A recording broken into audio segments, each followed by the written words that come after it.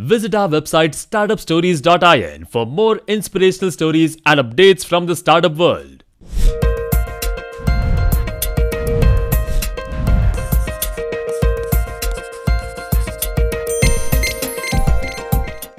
Startup Stories in association with Olook.in.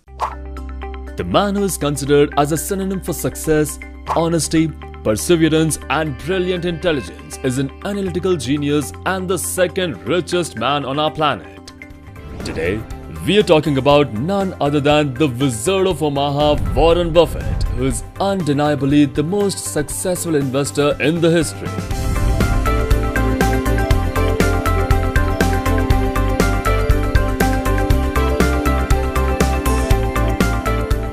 Success at Warren's rate is not a result of following a set formula. It was a continuous process which was followed with utmost discipline, perseverance and effective execution, which played a pivotal role in his success story. Here is the journey of the man who is today valued at $74 billion, Warren Edward Buffett, and here are the list of key factors which led to his coveted success.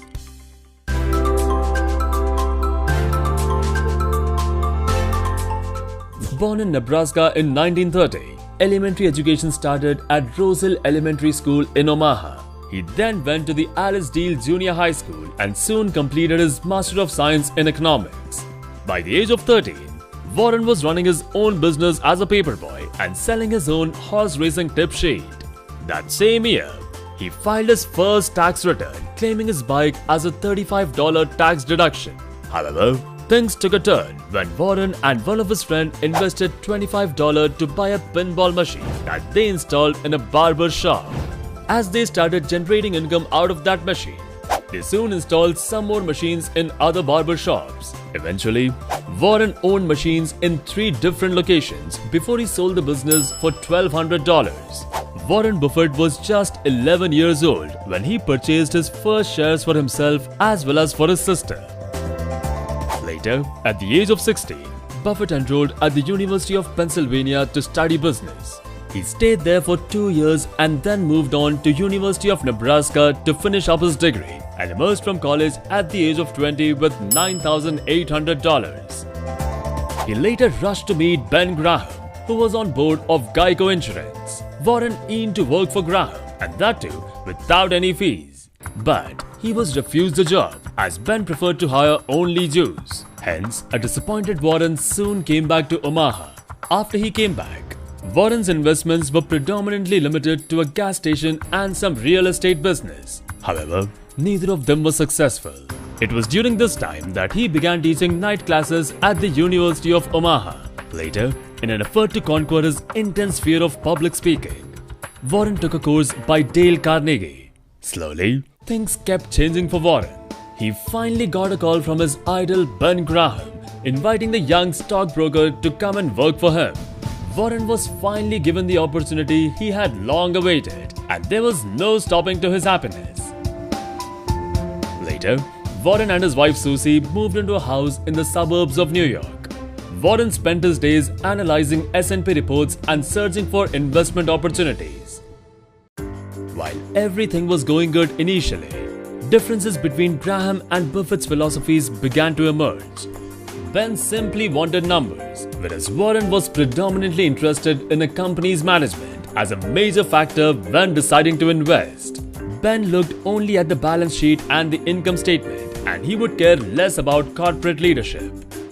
Later, between 1950 and 1956, Warren built his personal capital up to $140,000 from a mere $9,800. With this determination, he set his sights back on Omaha and began planning his next move.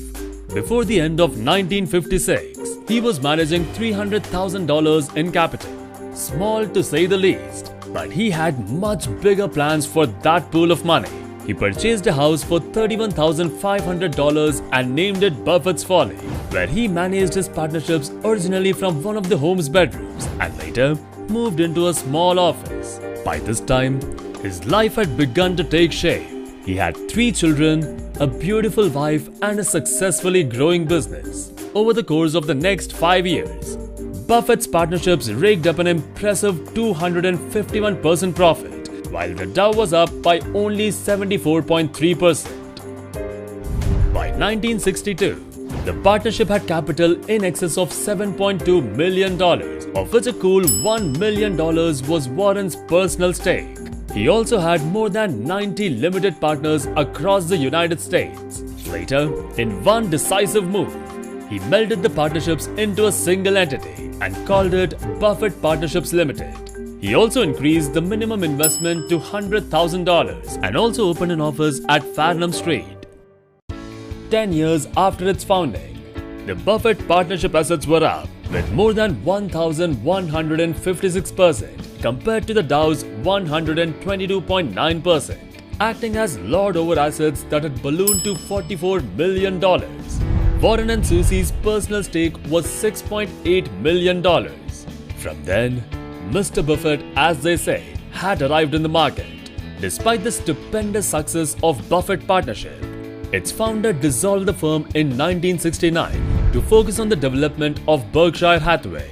He phased out its textile manufacturing division and instead expanded the company by buying assets in media, insurance and oil.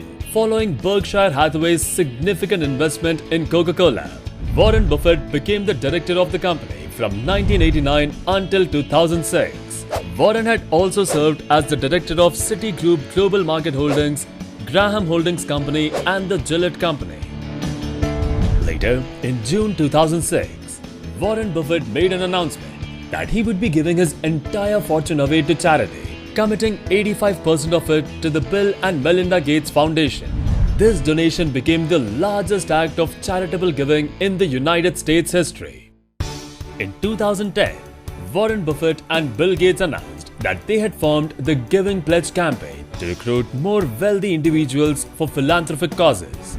Today, Warren Buffett is widely regarded as the greatest living investor ever, having grown his company Berkshire Hathaway into an investing and business conglomerate with a total assets of more than $604 billion. While Buffett has built remarkable wealth over the decades, his feet are still firmly planted on the ground.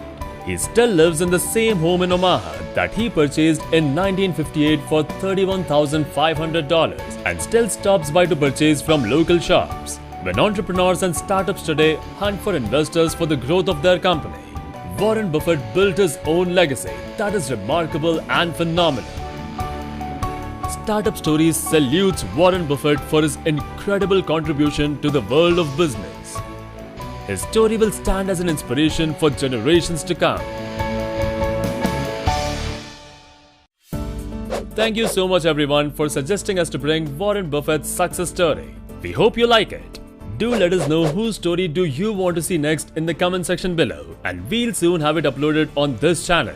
For more inspirational stories and updates from the startup world, visit our website www.startupstories.in. Till then, stay motivated.